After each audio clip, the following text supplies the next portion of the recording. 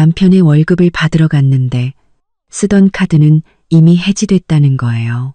새 카드와 돈은 여단장 사모님이라는 여자가 찾아갔다나요? 그래서 저는 망설임 없이 하반신이 마비된 시어머니를 휠체어에 태워 남편의 부대로 향했습니다. 새로운 여자와 혼인신고를 자축하던 남편은 저희를 보고 그 자리에서 얼어붙고 말았죠. 세상만사 모든 일에는 배움이 있고 사람의 마음을 얻는 것이야말로 진정한 글이라 하였습니다. 마음을 울리는 이야기, 공감가족에 오신 것을 환영합니다.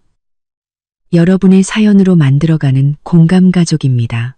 햇볕이 어질어질할 정도로 뜨거운 어느 날이었습니다. 저는 지난 3년 동안 매달 25일이면 을에 그랬던 것처럼 이글거리는 태양을 머리에 이고 동네 어귀에 있는 은행으로 생활비를 찾으러 갔습니다. 분장교인 남편, 이국진이 매달 꼬박꼬박 보내주는 생활비였죠. 부대가 너무 바빠서 집에 올 시간이 없으니 돈은 제때 보낼 테니 집안 살림 잘하고 침대에 누워 계신 늙은 어머니 좀 잘 부탁한다고요. 솔직히 말해서 하반신이 마비된 어르신을 혼자 돌보는 건 정말 쉬운 일이 아니에요. 밥 먹여드리고 몸 닦아드리고 자세 바꿔드리고 주물러드리고 어느 것 하나 시간과 힘이 들지 않는 일이 없었죠. 하지만 저는 단 한 번도 불평한 적이 없습니다. 국진 씨가 밖에서 나라를 지키느라 얼마나 고생이 많을까. 내가 집안 걱정이라도 덜어줘야 하는 게 당연하다고 생각했으니까요. 이 돈은 제가 이 가정을 지탱하는 유일한 기반이었습니다. 저는 ATM 기기 앞에 서서 몇 년을 써서 모서리가 다 달아 하얗게 된 낡은 지갑에서 익숙한 은행 카드를 꺼냈습니다. 마음속으로는 이번 달에는 쌀도 거의 떨어졌고 기름도 바닥을 보이고 어머님 기저귀도 사야 하는데 돈을 아껴 써야겠다고 계산하고 있었죠. 카드를 넣고 익숙하게 비밀번호를 눌렀습니다. 이따 시장 가서 무슨 반찬을 사지? 어머님이 요즘 입맛이 없으신데 계란찜이라도 부드럽게 해드리면 좋아하시겠지? 그런 생각을 하고 있었어요. 그런데 화면에는 평소처럼 잔액이 뜨는 대신 거래 실패라는 붉은 글씨가 나타났습니다. 어라? 이게 어떻게 된 일이지? 저는 순간 멍해졌습니다. 비밀번호를 잘못 눌렀나? 정해졌습니다. 제가 기억력이 썩 좋지는 않거든요. 저는 조심스럽게 카드를 뺐다가 심호흡을 한번 하고 다시 집어넣었습니다. 숫자 하나하나 천천히 눌렀죠. 하지만 결과는 똑같았습니다.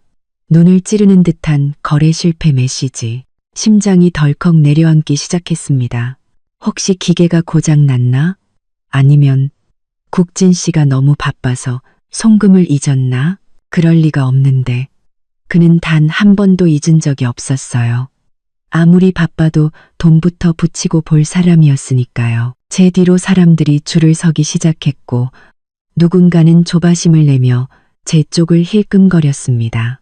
얼굴이 화끈 달아올랐죠. 저는 다른 사람들을 방해하고 싶지 않아 카드를 들고 옆으로 비켜섰습니다. 그 카드를 손에 들고 앞뒤로 몇 번이나 뒤집어 봤지만 늘 쓰던 그 카드가 맞았어요. 그때 은행원 아가씨 한 분이 제가 어쩔 줄 몰라 하는 걸 보고는 다가와 상냥하게 물었습니다. 손님, 무슨 문제 있으세요? 도와드릴까요? 저는 구세주라도 만난 듯 얼른 카드를 내밀었습니다. 아가씨 죄송한데 이 카드가 왜 이러는지 모르겠어요. 돈이 안 찾아지네요. 기계가 고장 났나 봐요. 그 은행원은 아주 친절하게 제 카드를 받아들고는 말했습니다. 잠시만요. 손님, 제가 한번 확인해 보겠습니다. 그녀는 제 카드를 들고 창구 안쪽 컴퓨터로 가서 키보드를 몇 번 두드렸습니다. 저는 초조하게 그녀를 바라보며 속으로 안절부절 못했죠. 아주 불길한 예감이 들었습니다. 아니나 다를까.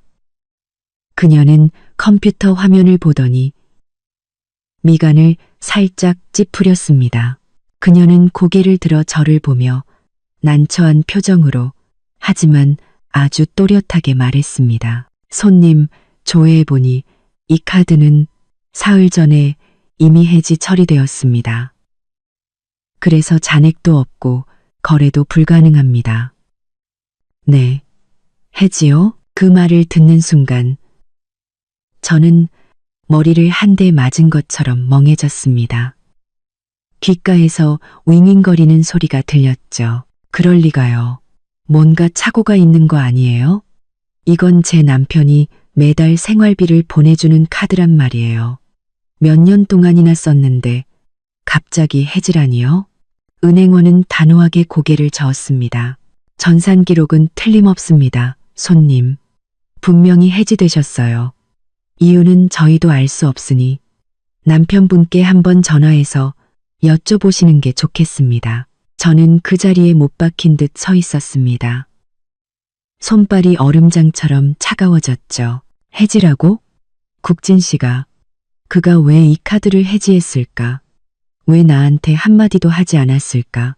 이 카드가 없으면, 이 돈이 없으면 나는 이번 달을 어떻게 버티지? 어머님 약값은, 집안 살림은 어떡하고? 버려졌다는 느낌.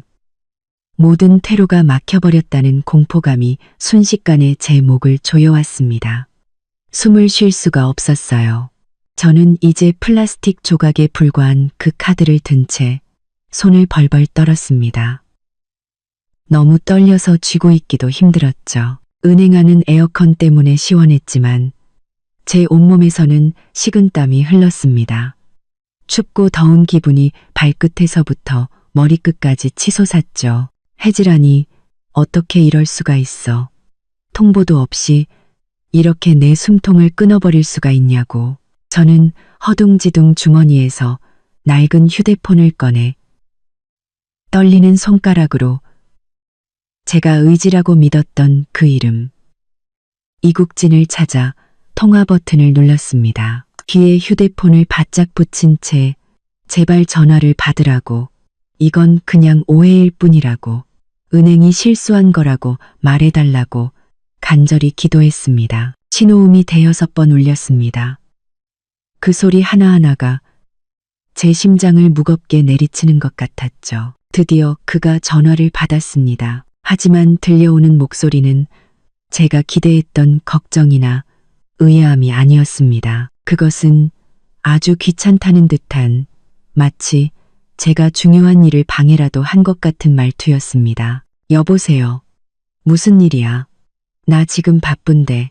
그의 목소리를 듣는 순간 제 심장은 반쯤 얼어붙었습니다. 하지만 저는 두려움을 억누르고 최대한 침착하게 말하려고 애썼습니다.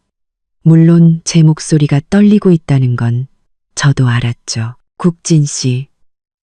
나 방금 은행에 이번 달 생활비 찾으러 왔는데 제 말이 채 끝나기도 전에 그가 말을 끊었습니다.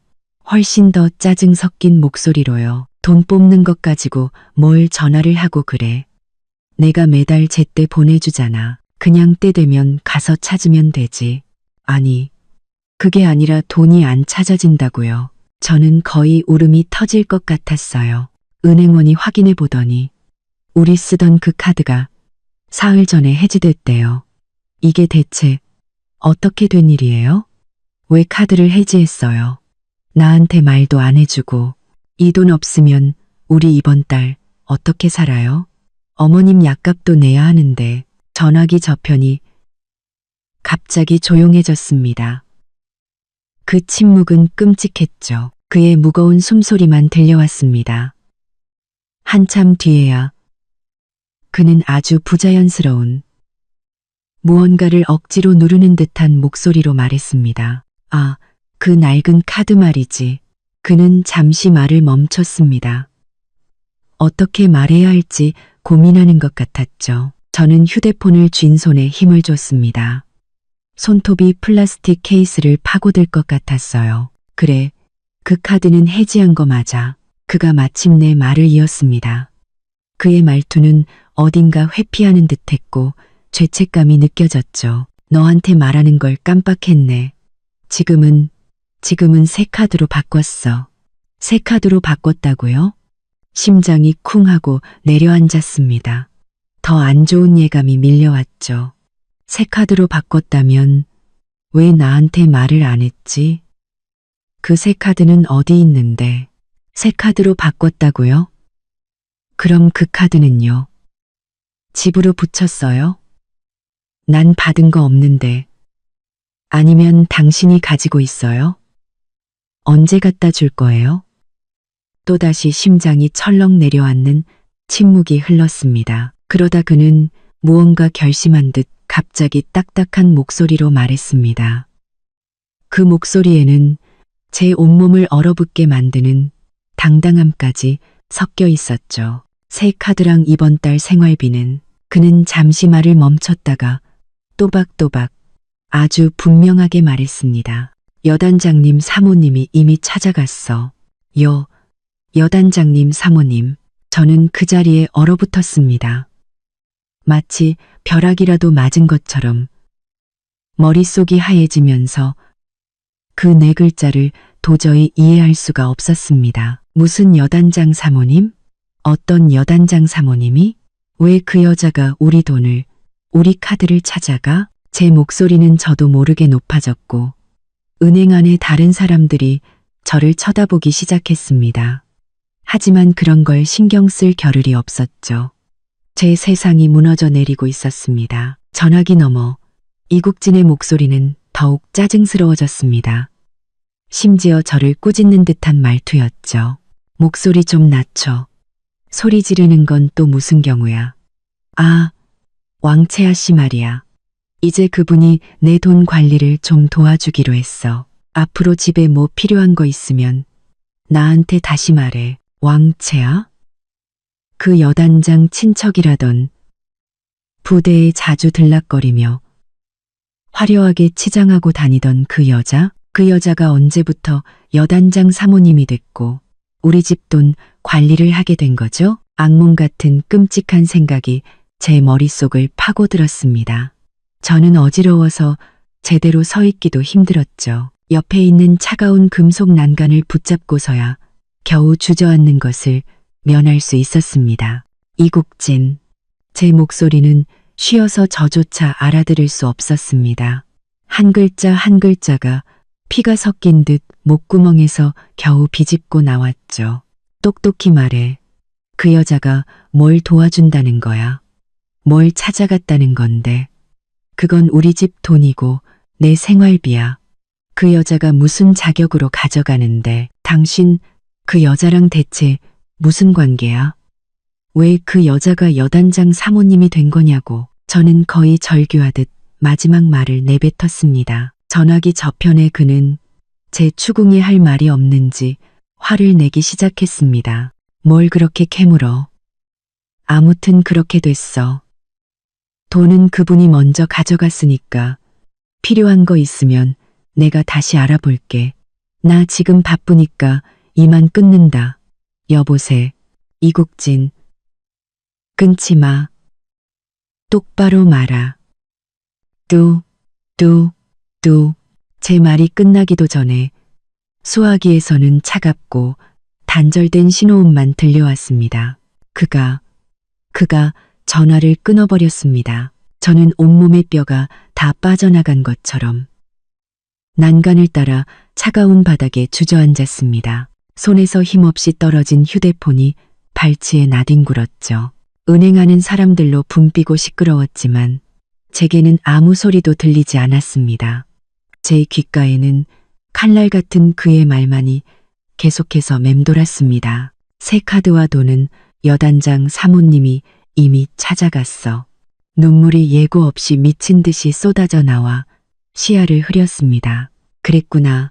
그랬던 거였어. 깜빡했다느니, 새 카드로 바꿨다느니 전부 거짓말이었던 거야. 그에게는 이미 다른 여자가 있었던 겁니다. 이 가정을 버릴 생각이었던 거죠. 이제는 마지막 남은 생활비마저 이렇게 모욕적인 방식으로 그 여자에게 갖다 바친 겁니다. 이건 나를 그리고 어머님을 죽으라는 소리나 마찬가지였습니다. 저는 은행의 차가운 바닥에 주저앉은 채 끊어진 구슬처럼 흐르는 눈물을 닦아낼 생각도 하지 못했습니다. 주변 사람들은 저를 힐끔거리다 지나쳐 갔습니다. 어떤 이는 무슨 일인지 물어보려 다가오기도 했지만 완전히 무너진 제 모습을 보고는 아마 큰돈이라도 잃은 줄 알고 그냥 지나쳐 버렸죠. 여단장 사모님이 찾아갔어. 왕채아 씨가 내 일을 도와줘. 이 말들이 저주처럼 제 머릿속을 헤집고 다녔습니다. 그 왕채아라는 여자, 저도 알고 있었습니다. 예전에 국진 씨가 가끔 집에 올 때 무심코 그녀에 대해 이야기한 적이 있었죠. 여단장님의 먼 친척 딸인데 연줄로 부대에서 편한 행정 업무를 보고 있다고, 여단장님의 예쁨을 한 몸에 받고 있다고요. 그때 저는 바보같이 잘 됐네. 아는 사람이 챙겨주면 좋지라고 말하며 심지어 그 여자에게 잘해주라고 당부까지 했습니다. 지금 생각하니 저는 세상에서 가장 어리석고 멍청한 여자였습니다. 저는 바닥에 떨어진 휴대폰을 다시 집어들었습니다. 손가락이 떨려서 몇 번이나 번호를 잘못 눌렀죠. 확인해야 했습니다. 이렇게 불분명하게 사형 선고를 받을 수는 없었습니다.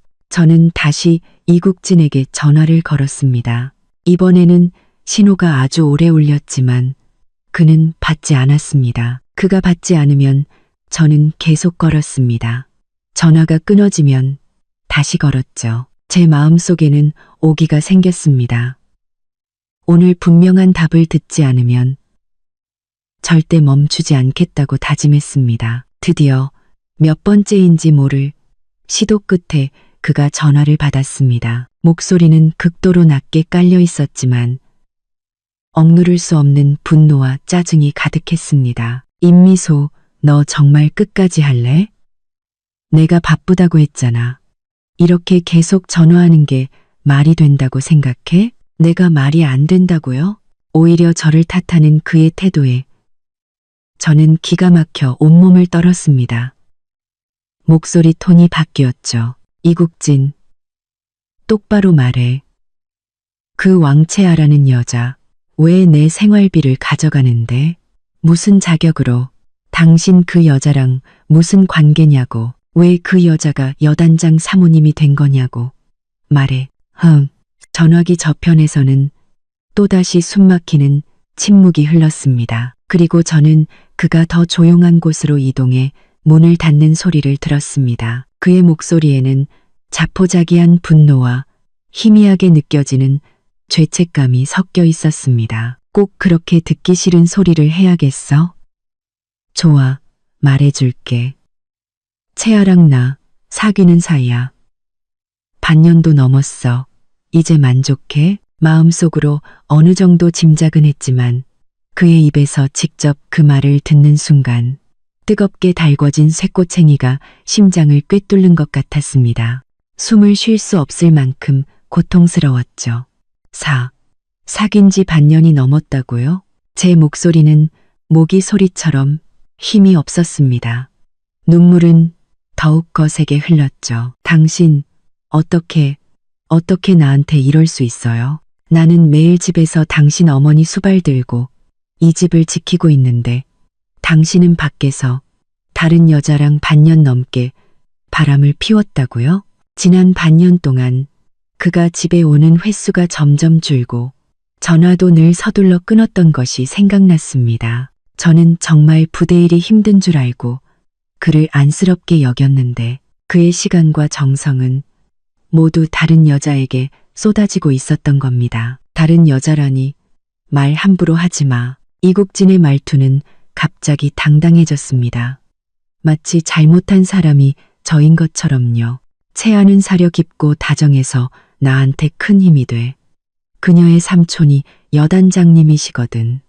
내 앞길에도 도움이 된단 말이야. 당신은 집구석에 처박혀 있는 거 말고 뭘 할 수 있는데 나한테 뭘 해줄 수 있냐고. 그의 파렴치한 말에 저는 너무 놀라 입술을 파르르 떨었습니다. 이국진, 당신 양심이 있긴 해.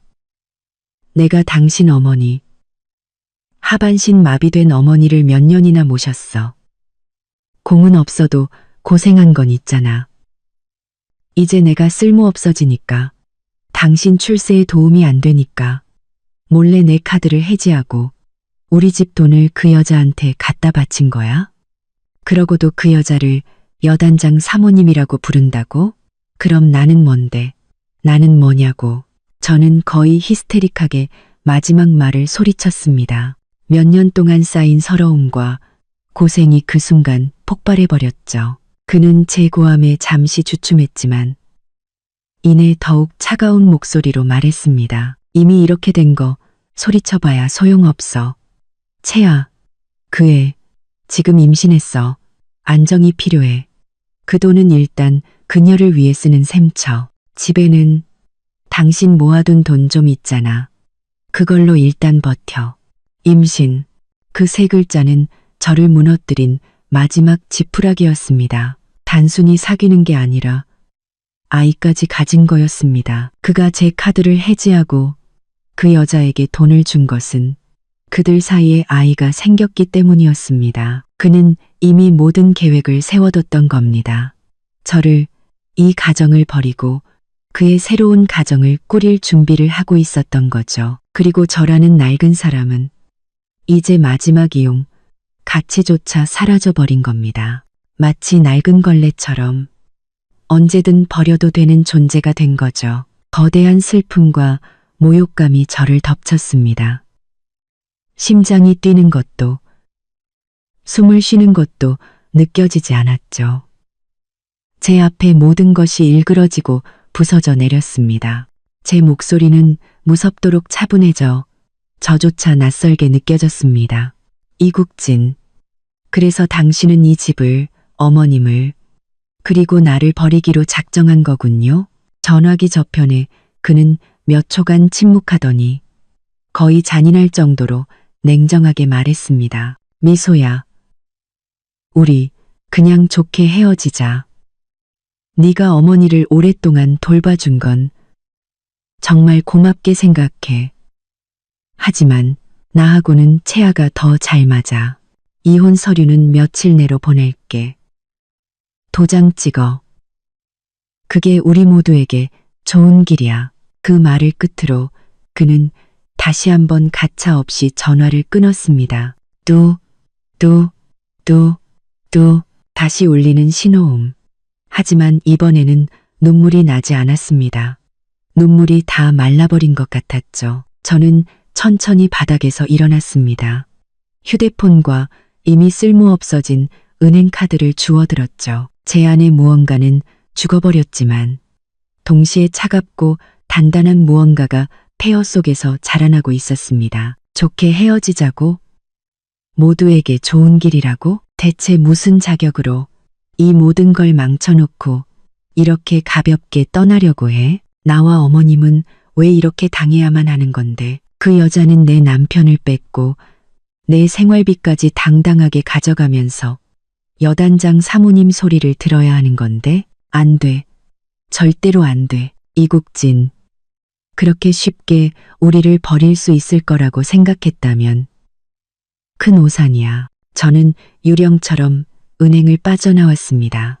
밖은 여전히 해가 쨍쨍했고 피부가 따가웠지만 제 몸은 뼛속까지 시렸습니다. 좋게 헤어지자.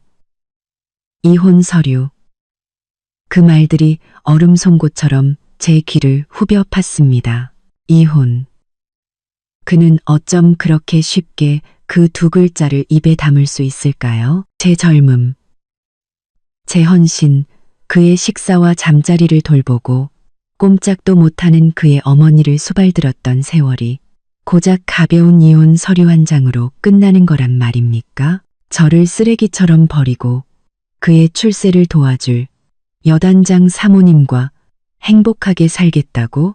세상에 그렇게 쉬운 일이 어디 있어. 저는 넋 나간 사람처럼 앞으로 걸었습니다. 어디로 가야 할지, 어디로 갈 수 있을지 몰랐죠. 집. 그곳이 아직 집이긴 할까요? 남편도 없고 돈도 끊긴 채 침대에 누워 끊임없이 돌봐야 하는 노인만 있는 곳. 그곳은 저를 끌어내리는 진흙탕일 뿐이었습니다. 끔찍한 생각이 머릿속을 스쳤습니다. 도망치자. 임미소. 아직 젊잖아. 왜 이 시궁창을 지키고 있어야 해?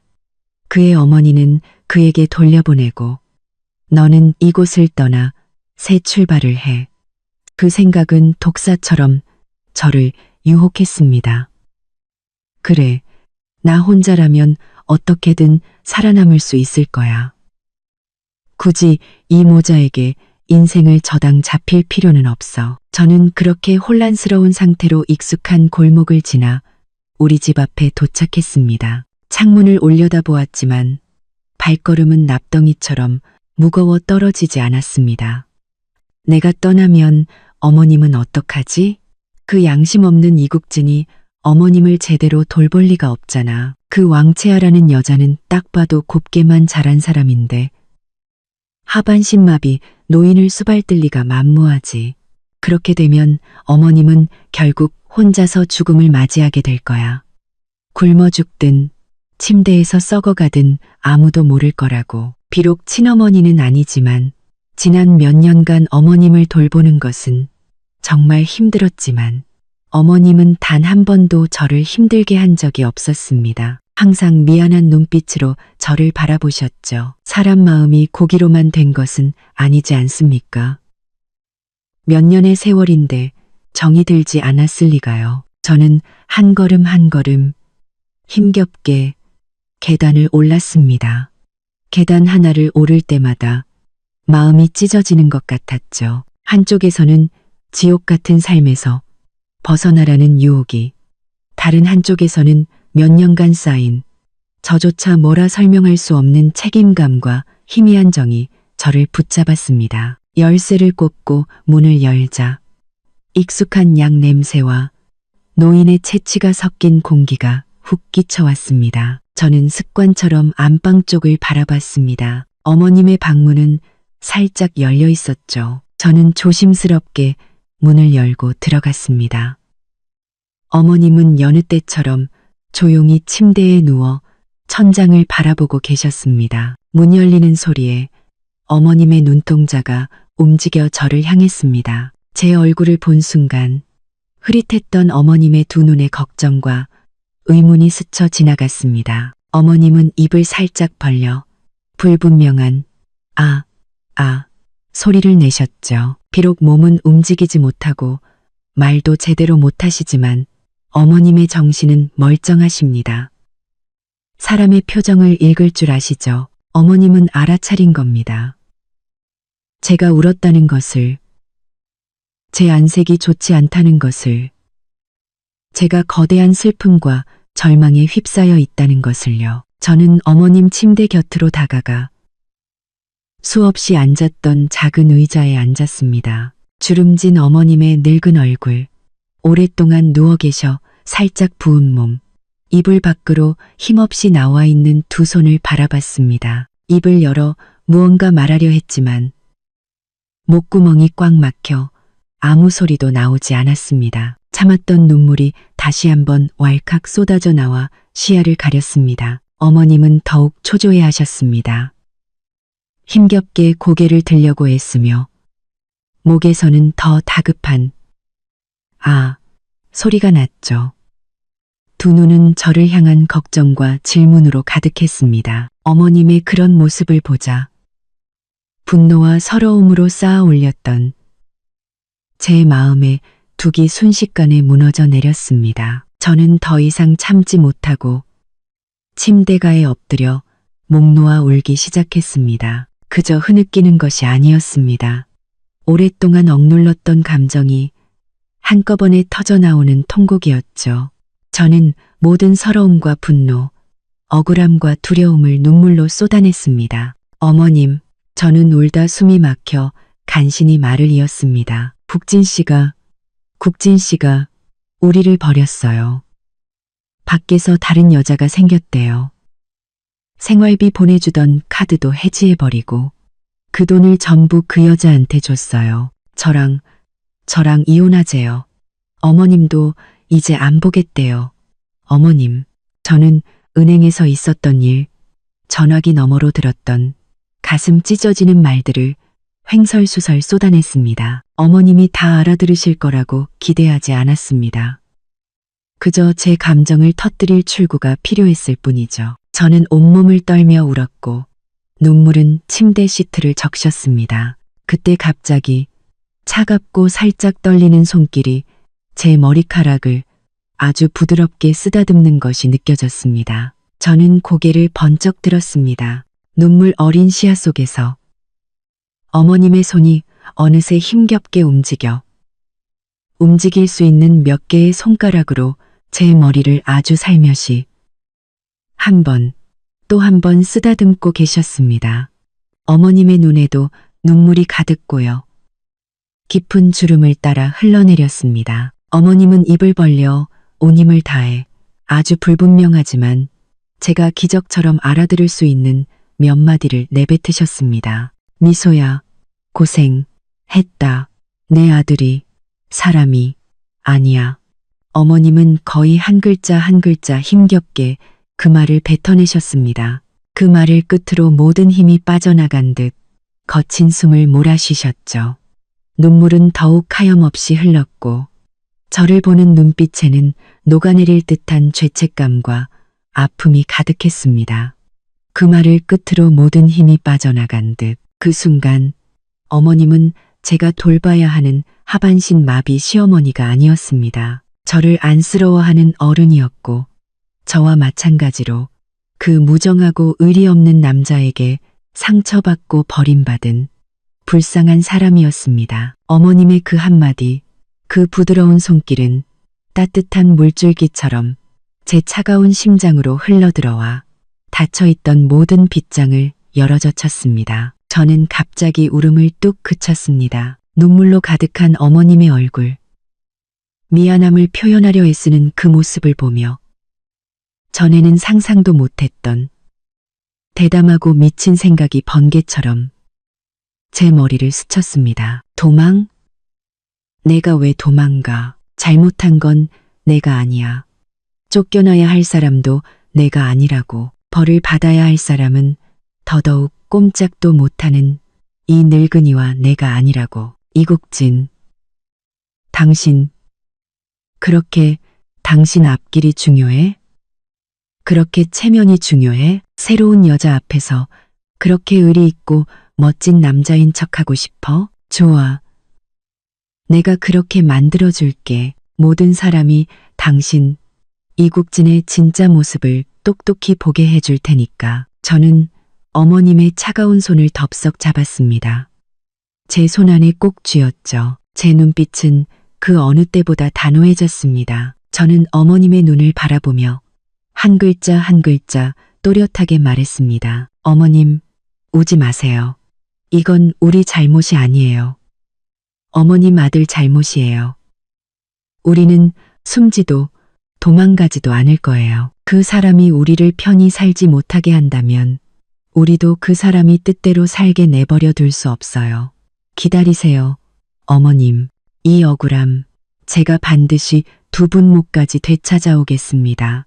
어머님은 제 눈에서 타오르는 불꽃을 보고 조금 놀라신 듯 했지만 이내 고개를 끄덕이셨습니다. 그 순간 저는 더 이상 혼자가 아니라는 것을 알았습니다. 저는 어머님의 말은 손을 꼭 쥔 채 제게 절실히 필요했던 용기를 얻었습니다. 제 마음속에 차갑고 단단한 무언가가 점점 더 선명해졌습니다. 그것은 억울함이었고 증오였습니다. 이렇게 끝낼 수는 없어. 절대로. 그 이국진이 대체 뭐라고 우리 모녀를 이렇게 쉽게 짓밟을 수 있다고 생각하는 거지? 내 생계 수단을 끊고 내 인격을 모독하고 우리를 걷어차 버린 다음 자기만 좋은 날을 보내겠다고? 세상에 그런 법은 없어. 하지만 내가 뭘 할 수 있을까? 돈도 없고 백도 없이 그저 집안일만 하던 내가 군 장교인 그를 어떻게 할 수 있단 말인가? 부대에 가서 소란을 피운다? 그들이 내 말을 믿어줄까? 오히려 그에게 내가 생트집을 잡는다고 역공을 당하지는 않을까? 제 시선은 저도 모르게 다시 어머님의 얼굴로 향했습니다. 어머님은 여전히 죄책감과 걱정이 가득한 눈으로 저를 바라보고 계셨죠. 그 순간 대담하다 못해 거의 미친 것 같은 생각이 번개처럼 제 머릿속을 스쳐 지나갔습니다. 그래, 시어머니. 바로 시어머니야. 이국진, 그가 가장 중요하게 생각하는 건 체면이잖아. 부대에서 좋은 장교, 좋은 남자의 이미지를 유지하고 싶어 하잖아.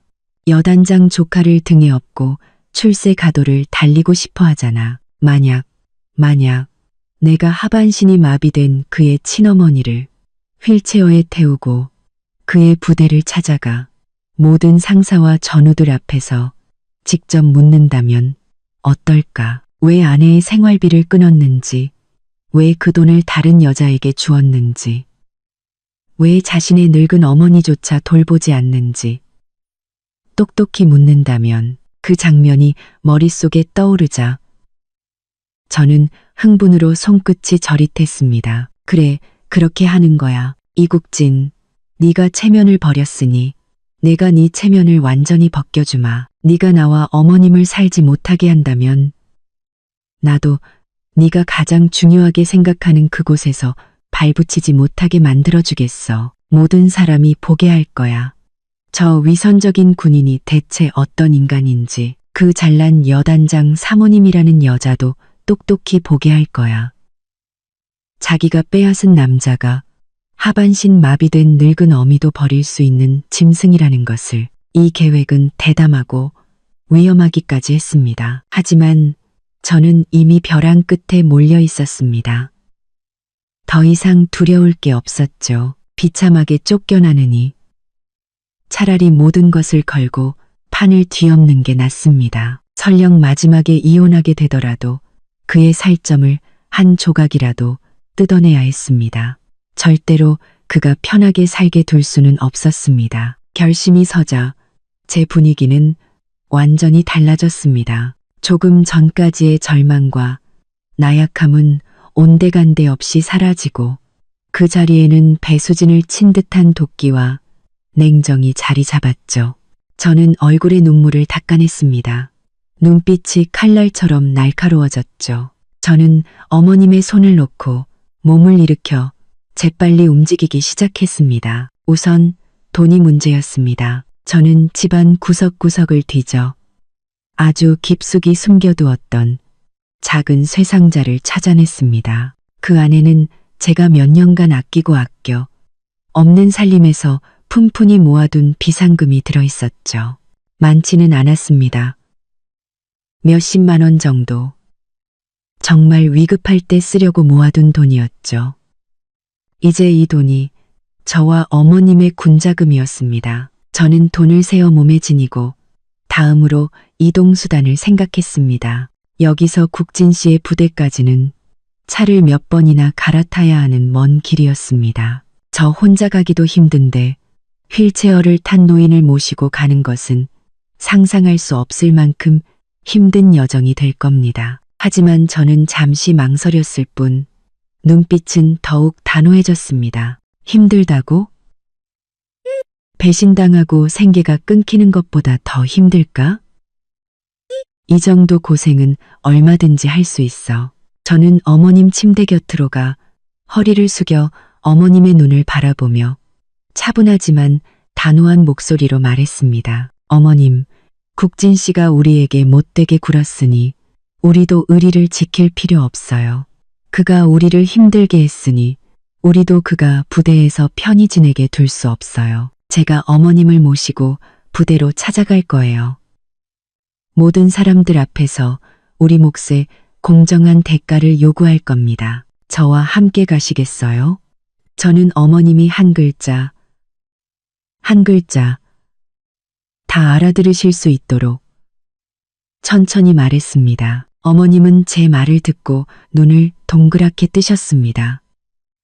제 대담한 계획에 놀라신 게 분명했죠. 어머님의 얼굴에는 걱정과 두려움이 스쳤지만 그보다 더 큰 것은 제 결연한 기세에 감화된 듯한 표정이었습니다. 어머님은 저를 한참 동안 바라보시더니 아주 힘겹게 살짝 고개를 끄덕이셨습니다. 그 순간 저는 제가 혼자가 아니라는 것을 다시 한번 확인했습니다. 어머님, 그 마음만 있으면 저는 아무것도 두렵지 않아요. 제 마음속 마지막 망설임도 사라지고 그 자리에는 거침없는 용기만이 남았습니다. 지체할 시간이 없었습니다. 이국진과 그 여자가 또 무슨 악랄한 수작을 부릴지 알 수 없었으니까요. 반드시 기습해야 했습니다. 저는 곧바로 준비에 착수했습니다. 창고 구석에 접혀있던 거의 사용하지 않은 휠체어를 꺼내 힘겹게 펼치고 깨끗이 닦았습니다. 그리고 수건, 물병, 어머님 약, 얇은 겉옷 등 간단한 짐을 챙겼습니다. 저는 바쁘게 움직이면서도 머릿속으로는 계획의 모든 세부 사항을 계속해서 되짚었습니다. 정류장까지 가는 법, 타야 할 버스, 부대에 도착해서 위치를 묻는 방법까지 어느 하나라도 어긋나면 모든 것이 수포로 돌아갈 수 있었기에 저는 스스로에게 절대 당황하지 말라고 되뇌었습니다. 준비를 마칠 무렵 해는 이미 저물고 있었습니다. 저는 간단히 저녁을 차려 어머님께 드렸지만 정작 저는 한 숟갈도 넘길 수가 없었죠. 그날 밤 저는 어머님 곁 작은 침대에 누워 잠 못 이루고 천장만 바라봤습니다. 마음속에는 불길이 타오르는 동시에 얼음덩이가 들어있는 것 같았죠. 분노와 서러움, 결의, 그리고 미지에 대한 약간의 두려움이 뒤섞여 저를 괴롭혔습니다. 하지만 저는 물러서지 않았습니다. 임미소, 너에게는 더 이상 물러설 곳이 없어. 내일은 전쟁이야. 너 자신을 위해 그리고 불쌍한 어머님을 위해 반드시 이겨야 해. 다음 날 이른 아침, 동이 트자마자 저는 잠에서 깼습니다. 어머님을 깨끗이 씻겨드리고 낡았지만 단정한 옷으로 갈아입혀 드렸습니다. 그리고 온 힘을 다해 조심스럽게 어머님을 침대에서 안아 휠체어에 앉혀드렸죠. 얇은 담요도 덮어드렸습니다. 휠체어에 앉아 더욱 작고 무력해 보이는 어머님을 보며 저는 심호흡을 하고 휠체어 손잡이를 꽉 잡았습니다. 어머님, 제 목소리는 쉬어 있었지만 단호했습니다. 출발하시죠. 그 잘난 아드님에게 빚 받으러 갑시다. 그 말을 끝으로 저는 휠체어를 밀고 결연히 문을 열고 차가운 새벽 공기를 맞으며 밖으로 나섰습니다. 새벽 공기는 아직 차가웠고 제 뜨거워진 머리를 식혀주었습니다. 제가 끄는 휠체어 바퀴가 울퉁불퉁한 길 위를 지나며 덜컹 덜컹 소리를 냈습니다. 그 소리는 마치 제 심장 소리 같았죠. 무겁지만 멈추지 않고 앞으로 나아가는 우리의 모습은 누가 봐도 이상했을 겁니다.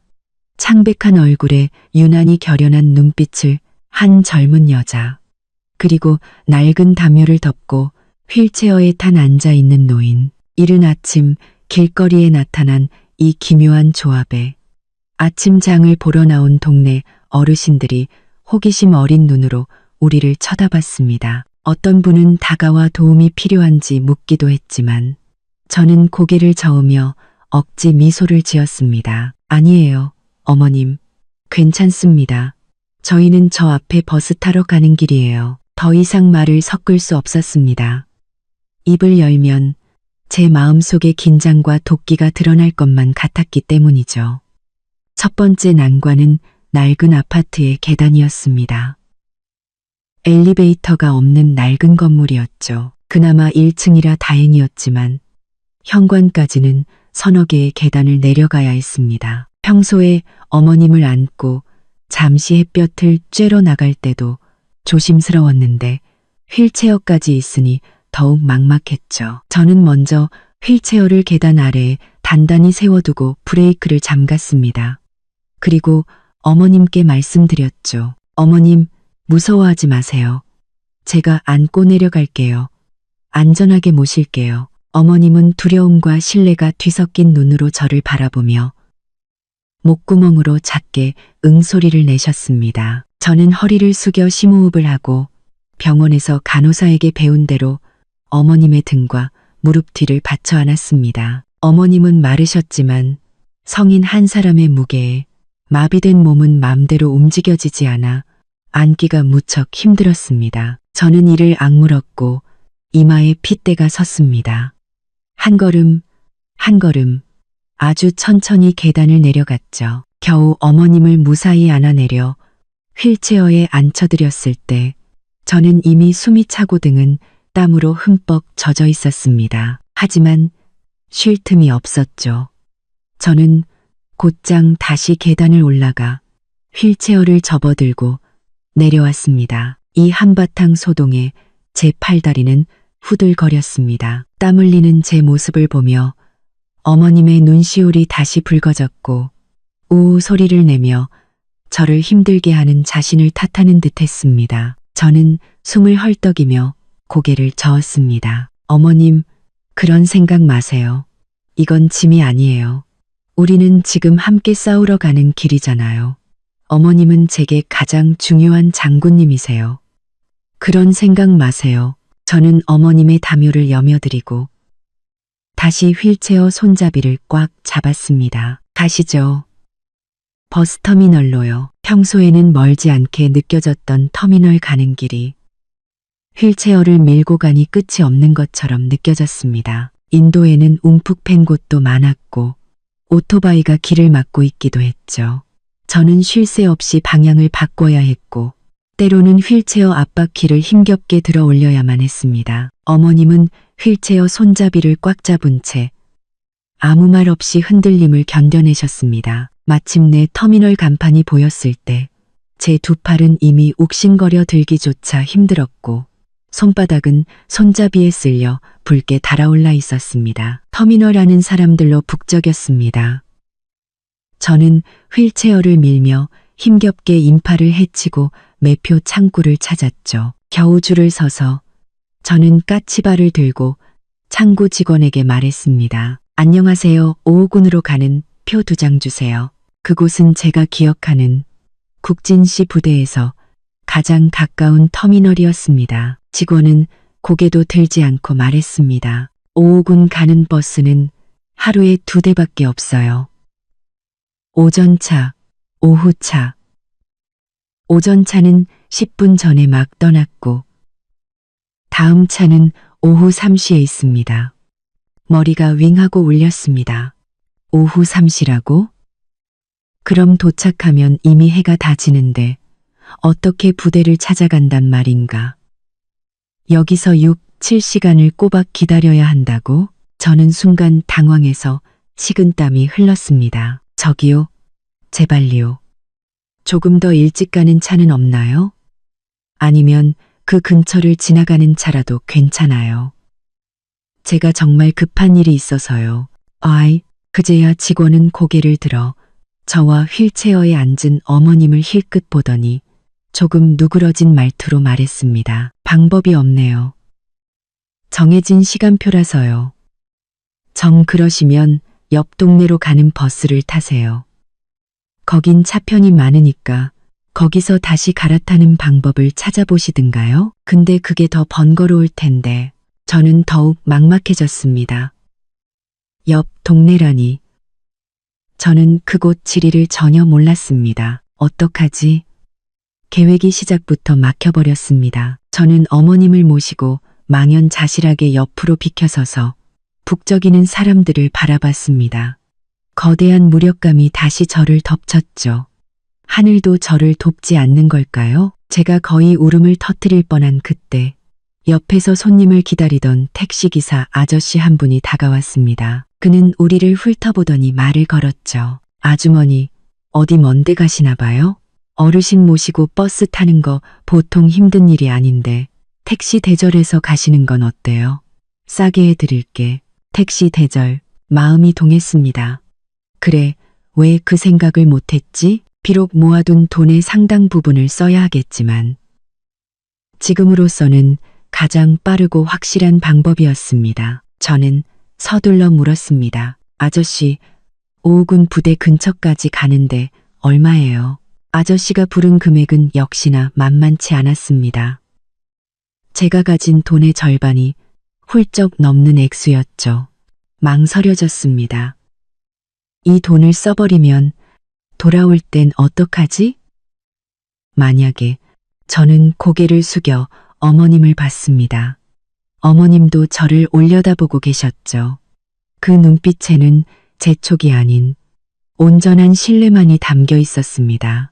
제가 어떤 결정을 내리든 지지해 주실 것만 같았죠. 바로 그 눈빛이 제 결심을 굳혔습니다. 돈은 없으면 또 벌면 돼. 하지만 이 억울함을 풀지 못하면 평생을 편히 살 수 없을 거야. 반드시 오늘 그가 손쓸 틈도 없이 기습해야 해. 저는 고개를 들고 기사 아저씨에게 말했습니다. 좋아요, 아저씨. 그 차 대절할게요. 지금 바로 출발해 주세요. 휠체어 좀 트렁크에 싣는 것 좀 도와주시고 저희 어머니 좀 부축해 주세요. 아이고, 그러면요. 아저씨는 쾌활하게 대답하며 재빨리 우리를 도왔습니다. 저는 어머님을 조심스럽게 뒷좌석에 앉혀드리고 저도 따라 탔습니다. 차가 출발해 시끄러운 터미널을 빠져나와 큰 길로 들어섰습니다. 창밖의 풍경이 빠르게 뒤로 물러났습니다. 저는 어머님의 손을 꼭 잡고 앞으로 뻗은 길을 바라봤습니다. 마음속의 불길이 다시 활활 타올랐죠. 이국진, 기다려라. 내가 이렇게 빨리 널 찾아가 죗값을 치르게 할 줄은 넌 꿈에도 몰랐을 거다. 차는 텅 빈 도로 위를 달렸습니다. 창밖의 풍경은 익숙한 동네를 지나 낯선 논밭과 야산으로 바뀌었죠. 기사 아저씨는 운전을 아주 부드럽게 했고 차 안에서는 조용한 옛 노래가 흘러나왔습니다. 하지만 제 마음은 조금도 진정되지 않았습니다. 심장이 목구멍으로 튀어나올 것처럼 쿵쾅거렸죠. 어머님은 제 곁에 기대어 제 옷자락을 꼭 쥐고 계셨습니다. 그것이 어머님께 작은 안정감을 주는 듯 했습니다. 어머님은 이따금 창밖을 보다가 다시 저를 보셨죠. 그 눈빛에는 불안감과 함께 저와 같은 모든 것을 내던진 듯한 결의가 서려 있었습니다. 우리는 마치 전쟁터로 향하는 두 병사 같았습니다. 앞이 총알이 빗발치는 곳임을 알면서도 결코 물러서지 않는 길은 생각보다 더 멀었습니다. 1시간이 넘게 달렸는데도 아직 절반도 오지 못했죠. 제 초조함은 점점 더 커져만 갔습니다. 1분 1초가 흐를수록 이국진과 그의 새 여자는 대비할 시간을 벌게 될 겁니다. 그들이 소식을 듣고 몸을 숨길까봐 제가 이 모든 것을 걸고 갔는데 허탕을 칠까봐 두려웠습니다. 기사 아저씨는 백미러로 저를 몇 번 보더니 참지 못하고 말을 걸었습니다. 아주머니, 부대에 면회 가시는 거예요? 안색이 영 안 좋으신데 무슨 급한 일이라도 있으세요? 목이 메어와 어떻게 대답해야 할지 몰랐습니다. 낯선 사람에게, 남편에게 복수하러 그의 가면을 벗기러 가는 길이라고 말할 수는 없었으니까요. 저는 억지 미소를 지으며 얼버무렸습니다. 네, 남편 좀 보러요. 집안에 일이 좀 있어서요. 아저씨는 고개를 끄덕이고 더는 묻지 않았습니다. 잠시 후 그가 다시 말했죠. 거기 부대, 제가 잘 아는데 꽤 외진 곳이에요. 규율도 엄청 빡세고요. 그렇게 그냥 찾아가면 문 지키는 위병들이 들여보내주지 않을 텐데. 그 말은 제 타오르던 마음에 찬물을 끼얹는 것 같았습니다. 그래, 나는 그에게 따지러 갈 생각만 했지 부대가 시장처럼 마음대로 드나들 수 있는 곳이 아니라는 걸 잊고 있었습니다. 만약 위병이 저를 막아서면 어떡하지? 그럼 이 모든 고생이 헛수고가 되는 거잖아. 모든 결심과 노력이 웃음거리가 되고 말 겁니다. 공포가 저를 덮쳤습니다. 제 얼굴빛이 몹시 나빠졌는지 어머님조차 제 옷자락을 더 꽉 쥐셨습니다. 그럼 어떡하죠? 제 목소리는 떨렸습니다. 아저씨에게 묻는 것인지 제 자신에게 묻는 것인지 모를 질문이었죠. 허허, 그건 나도 어쩔 수 없지. 일단 가서 상황을 봐야죠. 가끔은 위병한테 사정 잘 설명하면 융통성을 발휘해서 아내 전화라도 해줄 때가 있더라고. 융통성. 이국진에게 전화를 한다고? 그건 내가 왔다고 광고하는 셈이잖아. 그가 나를 들여보내 줄 리가 없지. 위병을 시켜 나를 막고 쫓아내 버릴 게 뻔했습니다. 안 돼. 절대로 그렇게는 안 돼. 저는 초조해서 손에 땀이 났습니다. 머리를 굴려 방법을 찾아야 했습니다.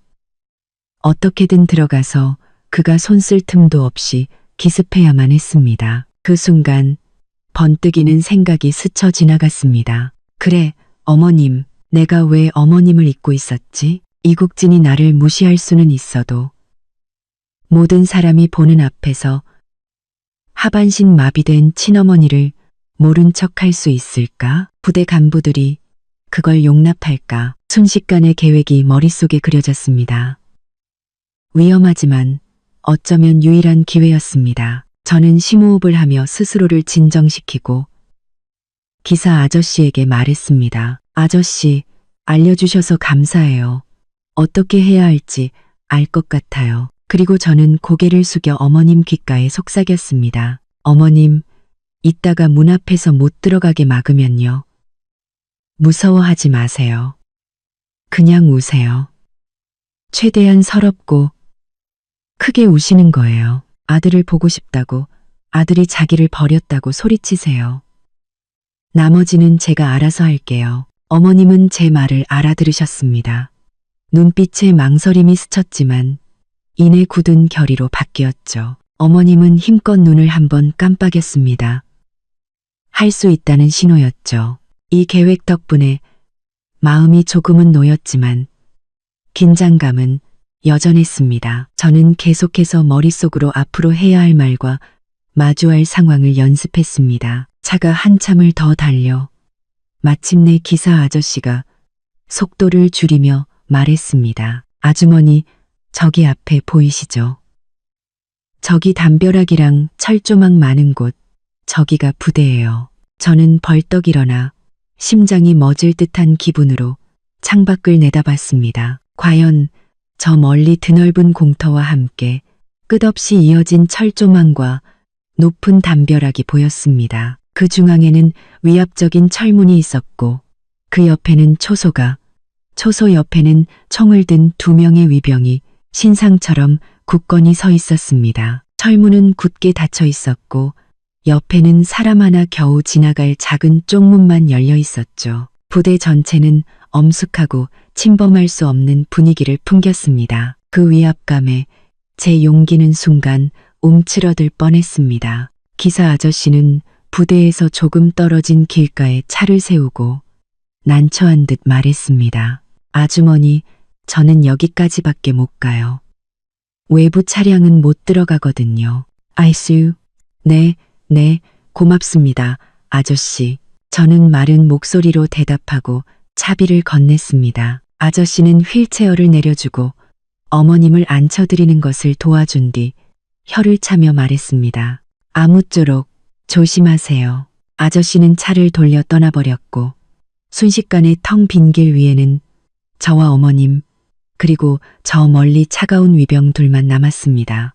바람이 불어 흙먼지를 일으켰고 우리의 모습은 더욱 외롭고 무력해 보였습니다. 저는 휠체어 손잡이를 꽉 쥐었습니다. 손바닥은 식은땀으로 축축했죠. 저는 마지막으로 어머님의 상태를 확인했습니다. 어머님도 저를 바라보셨죠.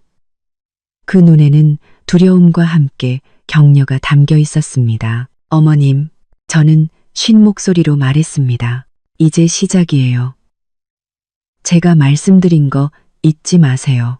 어머님은 힘주어 눈을 한번 깜빡였습니다. 저는 심호흡을 하고 휠체어를 밀어 그 삼엄한 철문을 향해 총을 든 위병들을 향해 한 걸음 한 걸음 나아갔습니다. 제 발소리와 휠체어 바퀴 소리가 고요한 공기 속에서 유난히 크게 울렸습니다. 휠체어 바퀴 소리와 제 심장 소리가 귀청을 때렸습니다. 철문이 점점 가까워졌고 초소 안위병에 젊고 근엄한 얼굴과 그들이 든 검은 총구가 선명하게 보였습니다. 위병 중 한 명이 우리를 발견하고 날카로운 시선으로 우리를 훑어보았습니다. 그는 표준적인 정지 수신호를 하며 우렁차고 단호한 목소리로 외쳤습니다.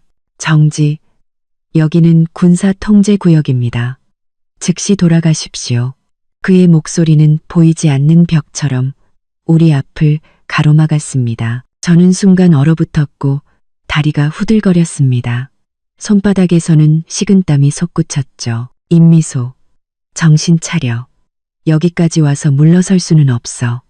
여기서 물러나면 모든 게 끝이야. 저는 제 허벅지를 꼬집으며 그 고통으로 간신히 정신을 차렸습니다. 저는 휠체어를 밀어 물러서는 대신 오히려 두 걸음 더 나아가 그들과 서너 걸음거리를 두고 멈췄습니다. 저는 최대한 침착하게 말하려 했지만 목소리의 떨림은 감출 수 없었습니다. 병사님, 안녕하세요. 저희는 외부인이 아니라 사람을 좀 찾으러 왔습니다. 위병은 미간을 찌푸렸지만 여전히 경계심을 늦추지 않고 사무적으로 말했습니다. 누구를 찾으십니까? 신분증을 제시하고 용무를 말씀해 주십시오. 면회는 사전에 신청하고 허가를 받아야만 출입이 가능합니다. 그의 시선은 휠체어에 앉은 어머님에게로 향하며 의아한 빛을 띠었지만 태도는 여전히 단호했습니다. 사전 신청. 이국진이 우리를 위해 신청했을 리가 없었습니다. 그는 우리가 영원히 나타나지 않기를 바랐을 테니까요. 심장이 철렁 내려앉았습니다. 최악의 상황이 벌어진 겁니다. 제가 어떻게 말을 꺼내야 할지 고민하는 순간 휠체어에 앉은 어머님께서 움직이기 시작하셨습니다. 어머님은 제가 길에서 했던 말을 기억하고 계셨습니다. 어머님의 몸이 격렬하게 떨리기 시작했고 목에서는 고통스러운 신음소리가 새어나왔습니다. 그 소리는 점점 커져 억누를 수 없는 절망적인 통곡으로 변했죠. 그것은 연기가 아니었습니다. 오랫동안 쌓인 서러움과 고통, 병마에 시달린 자의 진실한 절규였습니다. 어머님은 울면서 움직일 수 있는 손으로 휠체어 팔걸이를 쿵쿵 내리치셨습니다. 어머님은 숨이 넘어갈 듯 노열하며 눈물 콧물을 쏟아내셨습니다. 그 모습은 처참하고 가련하기 짝이 없었죠. 아들아, 내 아들아. 어머님은 온 힘을 다해 절규하셨습니다. 비록 발음은 불분명했지만 아들이라는 두 글자는 통곡 소리를 뚫고 선명하게 들려왔습니다. 이 갑작스러운 상황에 위병들은 물론 저조차 놀랐습니다. 어머님의 감정 폭발력이 이토록 강할 줄은 몰랐죠. 저는 즉시 이것이 기회라는 것을 깨달았습니다. 저는 휠체어 곁으로 달려가 통곡하는 어머님을 끌어안고 저 역시 울먹이며 소리쳤습니다. 제 목소리는 주변의 모든 사람이 들을 수 있을 만큼 커졌죠. 어머님, 이러지 마세요. 우시면 몸 상하세요. 국진 씨 만나러 왔잖아요. 아드님 만나러 왔잖아요. 어머님, 저는 고개를 들어 당황한 위병들을 향해 눈물을 흘리며 소리쳤습니다. 병사님들, 제발 좀 도와주세요. 이분은 제 시어머니세요. 몇 년째 하반신 마비로 누워 계세요. 이 안에 있는 이국진 소대장이 바로 이분의 친아들입니다. 저는 이국진 소대장, 친아들이라는 단어를 일부러 힘주어 말했습니다. 제 남편이 반년 넘게 집에 거의 오지도 않고 전화도 안 받더니 어제는 갑자기 어머님 모실 생활비마저 끊어버렸어요. 은행 카드를 해지해버려서 돈이 어디로 갔는지도 몰라요. 어머님 약도 다 떨어져서 저희는 정말 살아갈 수가 없어서 여기까지 찾아온 거예요. 저는 울면서 빠르고 다급하게 가장 억울하고 충격적인 사실들을 외쳤습니다. 저희 다른 거 바라는 거 아니에요. 그냥 이국진 얼굴 보고 딱 한마디만 묻고 싶어요. 정말 이 마비된 친어머니를 버릴 건지, 정말 우리 모녀에게 밥 한 숟가락 먹일 돈도 아까운 건지 제발 들여보내주세요. 아니면 그 사람이라도 좀 불러주세요. 저의 눈물 어린 호소와 어머님의 기절할 듯한 통곡, 이 처참한 모습에 제가 외친 내용의 충격은 엄청났습니다. 남편이 생활비를 끊었다. 하반신 마비 노모를 벌였다. 이보다 더한 막장 드라마는 없었죠. 군사통제구역의 삼엄함도 이런 가정사와 효도라는 윤리 문제 앞에서는 무력했습니다. 다른 위병도 초소에서 나왔습니다. 젊은 두 병사는 이런 상황을 겪어본 적이 없는지 난처하고 어쩔 줄 모르는 표정을 지었습니다. 그들은 여전히 경계했지만 눈빛에는 동정과 의욕이 섞여 있었죠.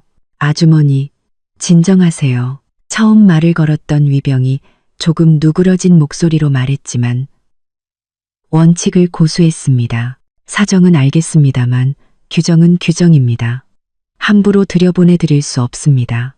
이 소대장님이 남편분이라는 증거라도 있습니까? 증거.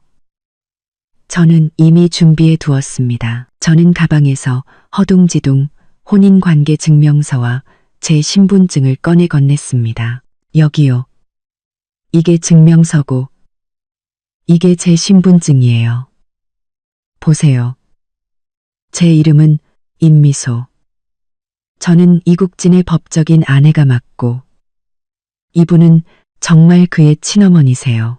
위병이 서류를 받아들고 확인하는 사이 다른 위병은 숨 넘어가듯 우는 어머님을 안쓰럽게 바라보며 동료에게 속삭였습니다. 김 병장님, 저 어르신 상태가 정말 안 좋아 보이는데 일단 이 소대장님께 연락해서 상황을 물어보는 게 어떻겠습니까? 바로 그때 부대 안에서 몇몇 군인들이 이소란에 이끌려 발걸음을 멈추고 우리 쪽을 궁금한 듯 쳐다보며 수군거리기 시작했습니다. 구경꾼이 늘어나고 있었습니다. 저는 지금이 결정적인 순간임을 알았습니다.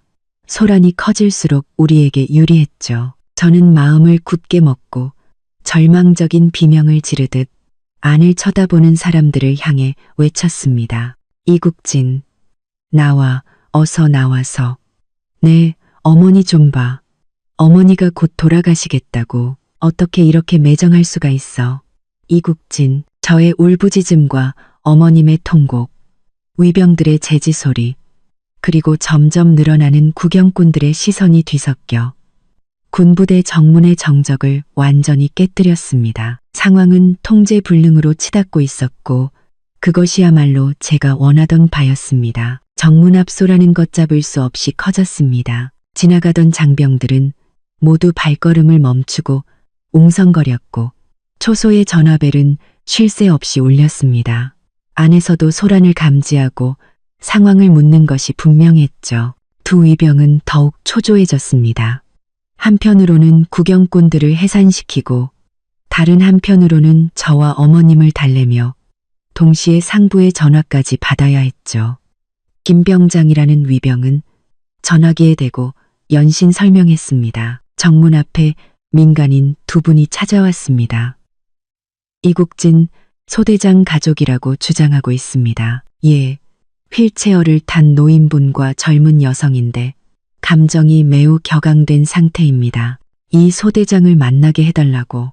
그의 말이 끝나기도 전에 어머님은 이 소대장이라는 말을 알아들으신 듯 더욱 처절하게 울부짖기 시작했습니다. 울면서 자신의 마비된 다리를 쿵쿵 내리치셨죠. 불효자식 내 아들아. 저는 어머님을 꼭 끌어안고 함께 울부짖었습니다. 어머님, 이러시면 안 돼요. 몸 상하세요. 국진 씨 곧 나올 거예요. 분명히 우리 만나러 나올 거라고요. 우리의 모습은 누가 봐도 하늘이 무너진 듯한 슬픔에 잠겨 있었습니다. 구경꾼들 사이에서 웅성거리는 소리가 들려왔습니다. 대체 무슨 일이야? 이 소대장 가족이라는데 왜 저렇게 울어? 저 휠체어 탄 분이 어머니신가 봐. 병이 깊어 보이는데 무슨 큰일이 났나 보네. 부대 앞까지 와서 저러는 거 보면. 저렇게 서럽게 우는 걸 보니 보통 억울한 일이 아닌가 본데.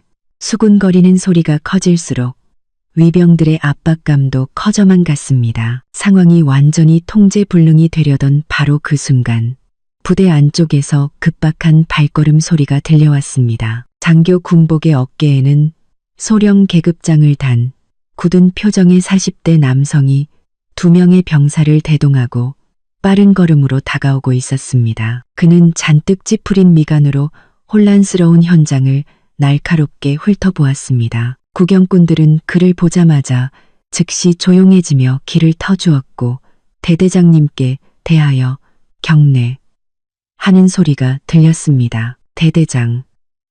일이 정말 커져서 최고 지휘관 중 한 명이 직접 나온 것이었습니다. 대대장은 정문으로 다가와 거의 실신 직전인 어머님과 눈물 범벅인 저를 번갈아 보더니 미간을 더욱 깊게 찌푸렸습니다. 그는 위병에게 낮은 목소리로 물었습니다. 무슨 소란이야? 왜 이렇게 사람들이 모여있나? 이분들은 누구지?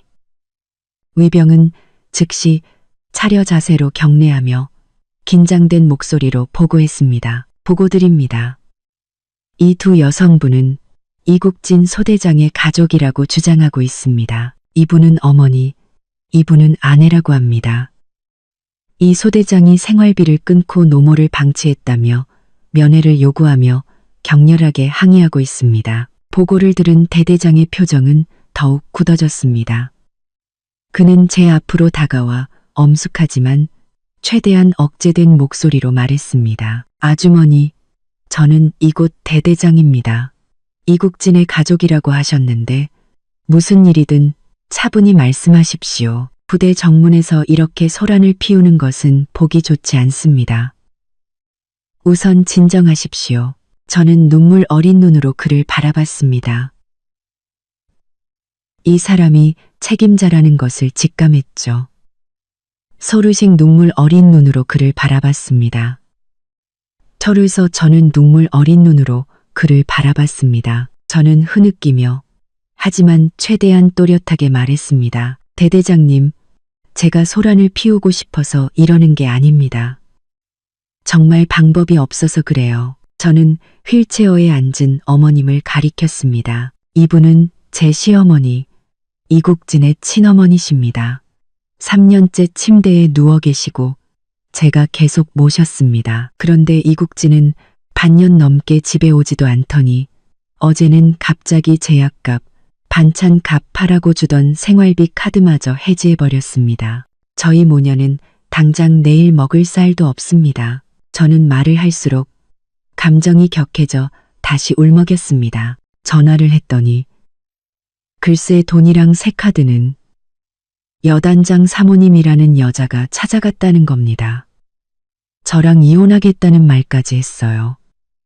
대대장님, 이게 말이나 됩니까? 출세에 눈이 멀어 늙은 어머니와 조강지처를 버려도 되는 겁니까? 저희는 정말 살 길이 막막해서 목숨이라도 부지하려고 여기까지 찾아온 겁니다. 저는 일부러 여단장 사모님이라는 말을 모든 사람이 들을 수 있도록 크게 외쳤습니다. 아니나 다를까 그 말이 나오자 대대장의 얼굴색이 순식간에 변했습니다. 주변의 장병들 역시 충격과 불신이 가득한 표정으로 술렁이기 시작했습니다. 군대에서 가장 금기시되는 것이 바로 이런 사생활 문란, 특히 상급 지휘관의 가족과 얽힌 문제였습니다. 여단장 사모님이라니. 대대장의 목소리가 날카로워졌습니다. 그는 저를 쏘아보며 말했죠. 아주머니, 함부로 말해서는 안 됩니다. 증거 있습니까? 함부로 말하는 게 아닙니다. 그 사람이 직접 전화로 한 말입니다. 저는 울면서 가방에서 휴대폰을 꺼내 보이며 녹음은 없었지만 증거가 있는 척 했습니다. 그 왕채아라는 여자와 반년 넘게 사귄 것도 인정했습니다. 대대장님께서 못 믿으시겠다면 지금 당장 이국진을 불러서 저희와 대질시켜 주십시오. 마비된 어머니의 생활비를 끊었는지, 그 돈을 다른 여자에게 줬는지 자기 입으로 직접 말하게 해보세요. 자기 어머니 눈을 똑바로 보고 말하라고 하세요. 제 말은 비수처럼 핵심을 찔렀습니다. 대대장의 표정은 더욱 굳어졌습니다. 그는 이것이 단순한 가정불화를 넘어 장교의 심각한 품위유지 의무 위반이자 부대의 명예를 실추시키는 중대한 사건임을 깨달은 듯했습니다. 그는 뒤에 있던 병사에게 소리쳤습니다. 당장 가서 이국진 데려와. 즉시 정문으로 오라고 해. 예, 알겠습니다.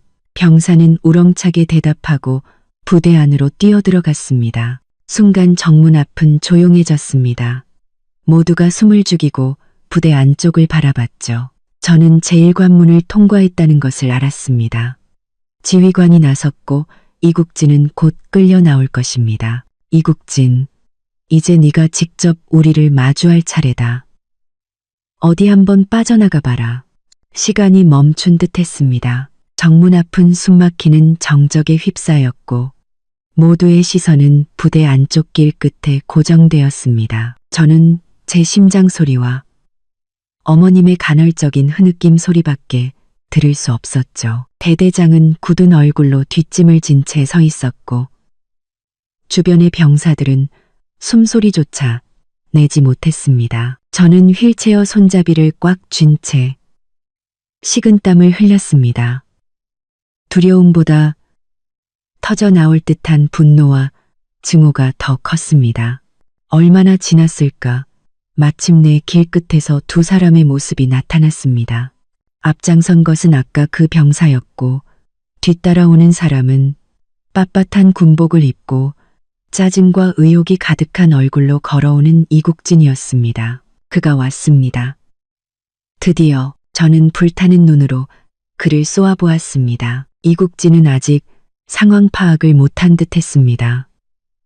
아마 병사가 정문에서 찾는다, 대대장님이 급히 오라 하신다 정도로만 전했겠죠. 그는 옷깃을 매만지며 중요한 일을 방해받았다는 듯 불쾌한 표정이었습니다. 하지만 그가 점점 다가와 대대장의 굳은 얼굴과 구경꾼들, 그리고 휠체어에 앉아 퉁퉁 부은 눈으로 울고 있는 어머니와 복수의 화신처럼 자신을 노려보는 저를 발견한 순간 그의 얼굴에서 짜증과 의욕은 순식간에 사라졌습니다. 그 자리에는 극도의 충격과 공포, 그리고 모든 것이 끝났다는 절망적인 잿빛만이 남았습니다. 그의 발걸음이 그 자리에 멎었습니다. 그는 저와 어머님, 그리고 대대장을 번갈아 보며 입술을 달싹였지만 아무 말도 하지 못했습니다. 마치 대낮에 귀신이라도 본 사람 같았죠. 이소대장, 대대장이 불호령을 내렸습니다. 이게 대체 어떻게 된 일인가? 이분들, 자네가 아는 사람들 맞나? 이국진은 그제야 정신을 차린 듯 비틀거리며 앞으로 나아왔습니다.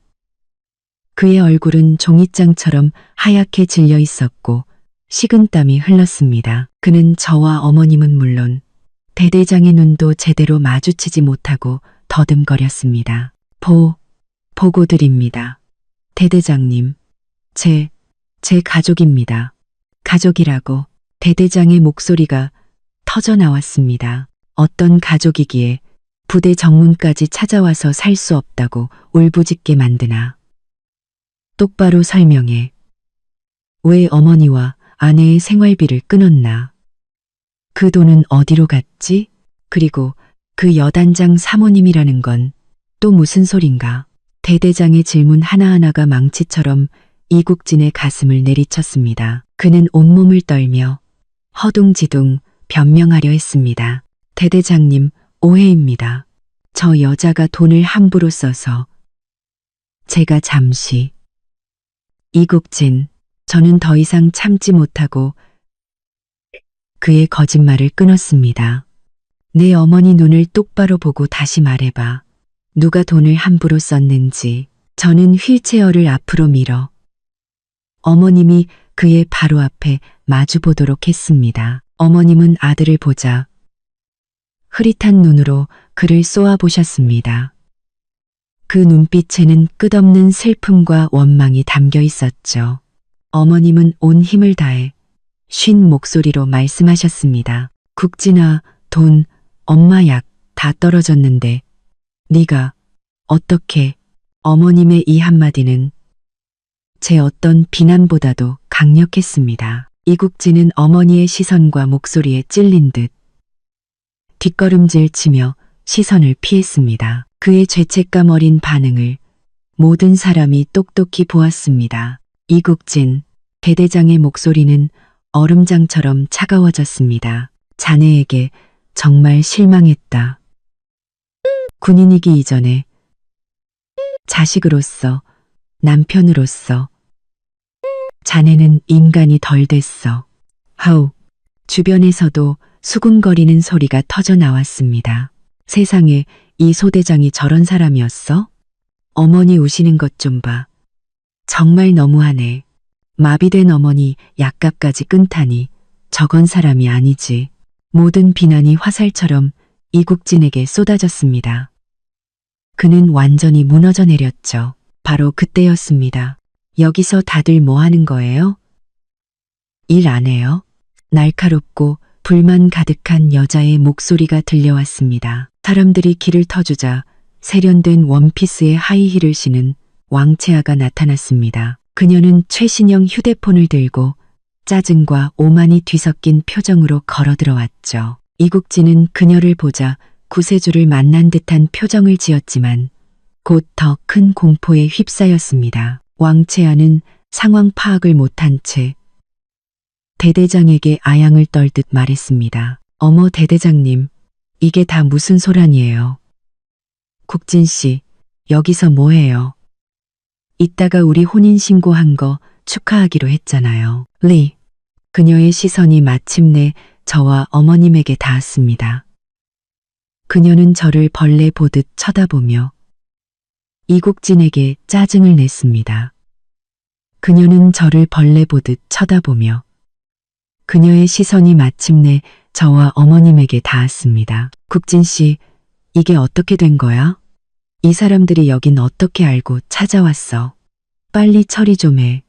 재수없게, 정말 재수없다고? 그 두 글자에 저는 이성을 잃었습니다. 저는 왕채아 앞으로 돌진해 그녀의 코앞에서 소리쳤습니다. 왕채아, 네가 감히 재수없다는 말을 해. 이남의 남자나 훔쳐가는 도둑 같은 년. 내 생활비는 왜 훔쳐갔어? 네가 입고 있는 그 옷, 내 돈으로 산 거 아니야? 왕채아는 당황하더니 이내 고양이처럼 날카롭게 소리쳤습니다. 뭐라는 거야? 미친 여자가. 누가 내 돈을 훔쳐. 국진 씨는 이제 너 같은 거 필요 없대. 그 사람은 날 사랑한다고. 우리는 진심으로 사랑하는 사이야. 넌 이제 그냥 껌딱지처럼 붙어있는 늙은 아줌마일 뿐이라고.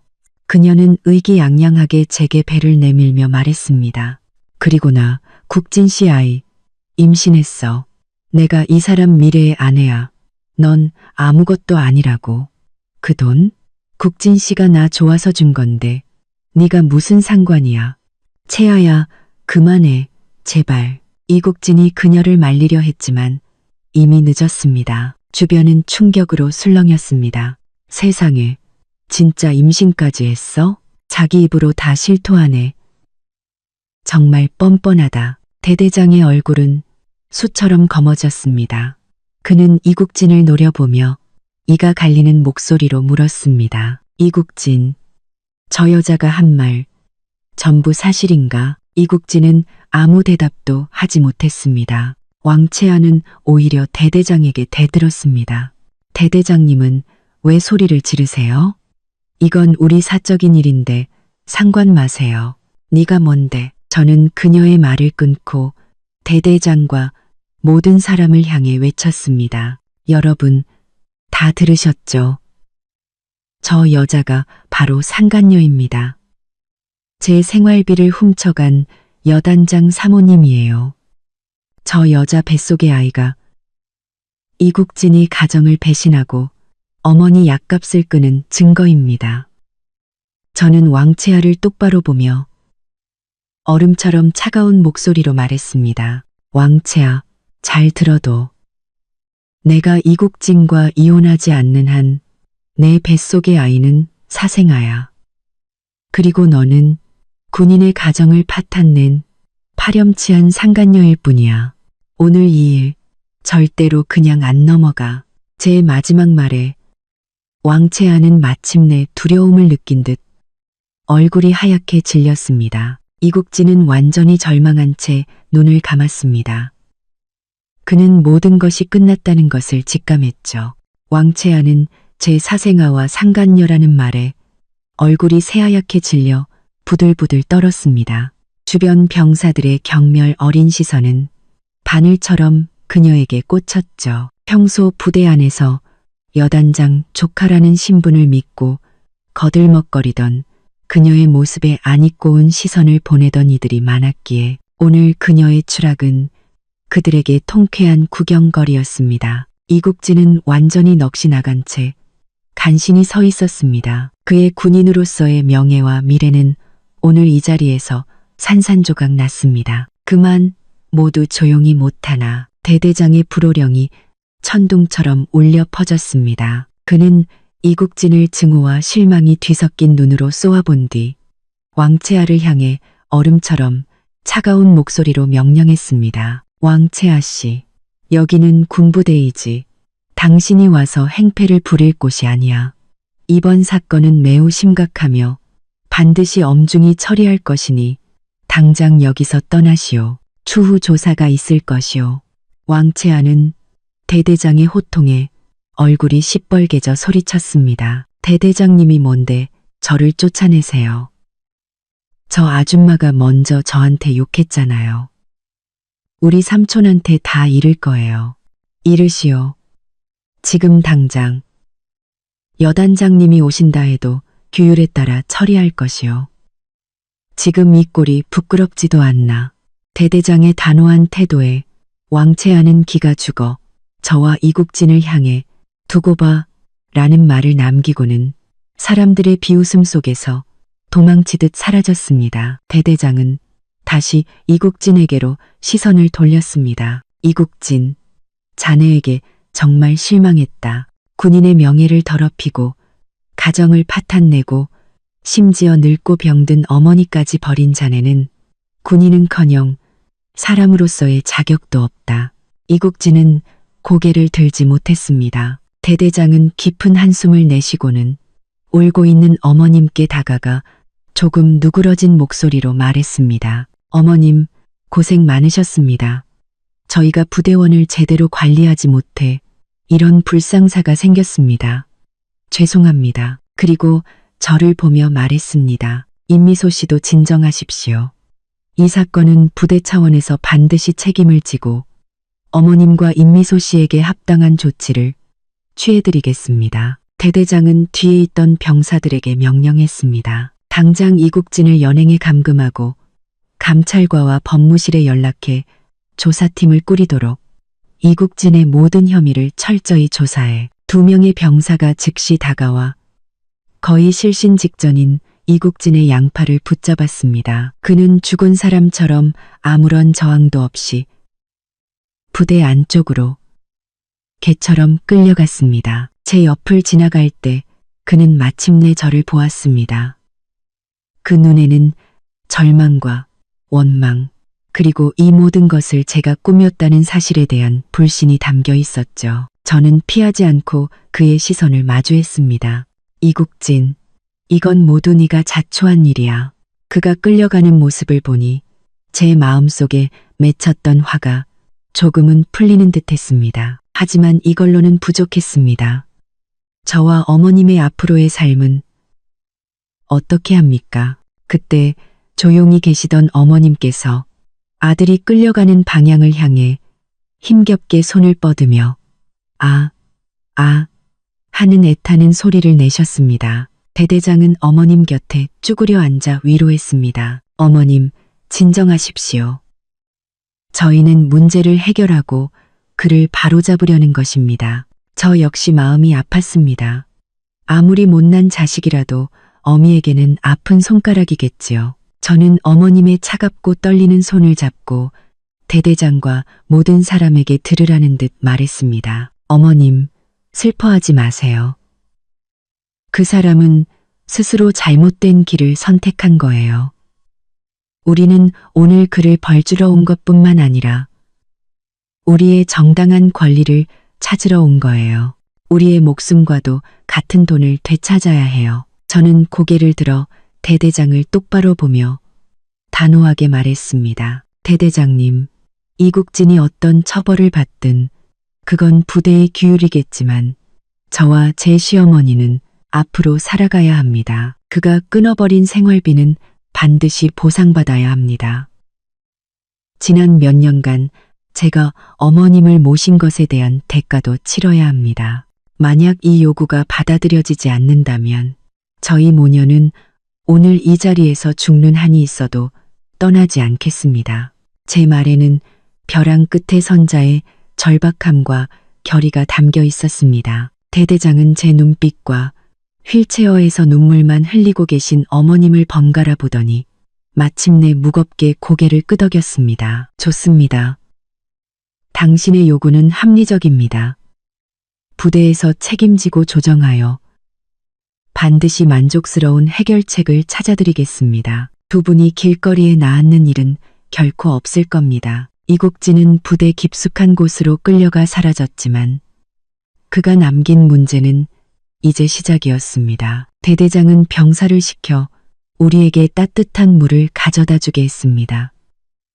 저는 어머님께 먼저 물을 드렸습니다. 조금 진정되신 듯 했지만 어머님의 눈은 여전히 아들이 사라진 방향을 향해 있었습니다. 얼마 후 대대장은 안경을 쓴 차분해 보이는 다른 장교와 함께 다시 나타났습니다. 그는 부대 정훈과 간부로 이 일을 전담하여 처리할 사람이라고 했습니다. 정훈 간부는 제게 몇 가지 안을 제시했습니다. 첫째, 이국진이 횡령한 이번 달 생활비를 즉시 반환하고 그동안 부족했던 부분을 보충한다. 둘째, 어머님의 치료비와 요양비에 대한 계획을 세워 정기적으로 지급한다. 셋째, 제가 몇 년간 어머님을 간병한 것에 대해 지역 간병인 평균 임금을 기준으로 합리적인 보상금을 산정한다. 넷째, 그의 유책 사유로 인한 이혼 및 정신적 피해에 대한 위자료를 청구할 수 있다. 모든 것이 합리적으로 들렸지만 저는 가장 중요한 문제를 제기했습니다. 간부님, 말씀은 감사하지만 이국진이 지금 저런 상황인데 무슨 돈으로 배상을 하겠습니까? 그 왕채아라는 여자가 돈을 내놓을 리도 없고요. 이 모든 게 빈 약속이 될까봐 두렵습니다. 대대장과 정훈 간부는 서로를 바라보더니 정훈 간부가 말했습니다. 그 점은 걱정하지 마십시오. 배상금은 부대에서 이국진의 월급과 수당에서 직접 공제하여 매달 지급하도록 조치하겠습니다. 또한 그는 이번 일로 불명예 제대를 하게 될 것이며 그때 나오는 퇴직금과 수당으로 나머지 배상금을 우선 지급하도록 부대에서 보증하겠습니다. 그 말을 듣고서야 제 마음속에 가장 큰 돌덩이가 내려앉는 것 같았습니다. 월급에서 직접 공제하고 퇴직금으로 배상한다. 이보다 더 확실한 보장은 없었죠. 그리고 이혼을 원하신다면 부대에서 그의 유책 사유를 증명하는 공식 서류를 발급해 드리겠습니다. 재산 분할이나 위자료 청구에 유리할 겁니다. 이혼하겠습니다. 반드시 서류 발급을 부탁드립니다. 저는 망설임 없이 대답했습니다. 정훈 간부는 모든 것을 기록하고 저희를 부대 내 숙소로 안내했습니다. 조사가 끝나고 모든 문제가 해결될 때까지 편히 지내라고 했습니다. 저는 방으로 돌아와 잠든 어머님을 보며 길고 긴 한숨을 내쉬었습니다. 협상은 성공했습니다. 저와 어머님은 일단 살아남았습니다. 저는 침대 곁에 앉아 어머님의 손을 잡고 속삭였습니다. 어머님, 들으셨어요? 첫 번째 싸움은 우리가 이겼어요. 그가 우리에게 진 빚, 이제 하나씩 다 받아낼 거예요. 걱정 마세요. 앞으로는 제가 어머님 모실게요. 부대 내 숙소는 깨끗했지만 낯선 냉기가 흘렀습니다. 어머님은 침대에 눕자마자 깊은 잠에 빠져드셨습니다. 하지만 잠결에도 미간을 찌푸리며 이따금 흐느끼셨죠. 저는 침대 곁에 앉아 멍하니 있었습니다. 복수의 쾌감은 잠시뿐, 밀려오는 것은 깊은 피로와 공허함이었습니다. 제가 믿었던 가정은 이렇게 산산조각 났습니다. 얼마나 지났을까? 창밖이 어두워질 무렵 어머님께서 눈을 뜨셨습니다. 저는 어머님께 물을 드렸습니다. 물을 마시고 조금 정신을 차리신 어머님은 제 손목을 놀랄 만큼 강한 힘으로 꽉 잡으셨습니다. 그리고 아주 힘겹게 이혼 하고 물으셨습니다. 저는 고개를 끄덕였습니다. 네, 어머님, 이혼할 거예요. 반드시. 어머님의 눈에서 다시 눈물이 흘렀습니다. 아들 때문이 아니라 저 때문에, 이 망가진 가정 때문에, 그리고 당신 자신 때문에 우시는 것이겠죠. 어머님은 저를 버리지 말아 달라는 듯 애처로운 눈빛으로 저를 바라보셨습니다. 저는 어머님의 마른 손을 마주 잡고 한 글자, 한 글자, 진심을 담아 말했습니다. 어머님 걱정 마세요. 제가 이국진과 어떻게 되든 어머님은 영원히 제 어머님이세요. 제가 어머님 모시겠다고 약속했잖아요. 앞으로는 제가 어머님 모실게요. 우리 둘이서 같이 살아요. 어머님은 제 말에 더욱 서럽게 우셨지만 그 눈빛의 불안은 점차 사라지고 깊은 고마움과 의지가 그 자리를 채웠습니다. 같은 남자에게 버림받은 두 여자는 폐허 위에서 서로의 유일한 의지가 되었습니다. 다음 날 오후 정훈 간부가 몇 장의 서류를 들고 찾아왔습니다. 거기에는 이국진의 잘못을 명시한 부대의 공식 증명서와 그의 월급에서 생활비 및 간병비를 공제하여 제게 지급한다는 결정 통지서, 그리고 퇴직금으로 나머지 보상금을 우선 지급하겠다는 약속이 담겨 있었습니다. 저와 어머님의 미래 생계를 걱정하던 마음속 돌덩이가 마침내 완전히 내려앉았습니다. 감사합니다, 간부님. 저는 진심으로 고개를 숙였습니다. 저는 짐을 챙기기 시작했습니다. 이제 이곳을 떠날 시간이었습니다. 저는 어머님께 피곤하지만 한결 가벼워진 미소를 지으며 말했습니다. 어머님, 이제 가요. 우리 집으로요.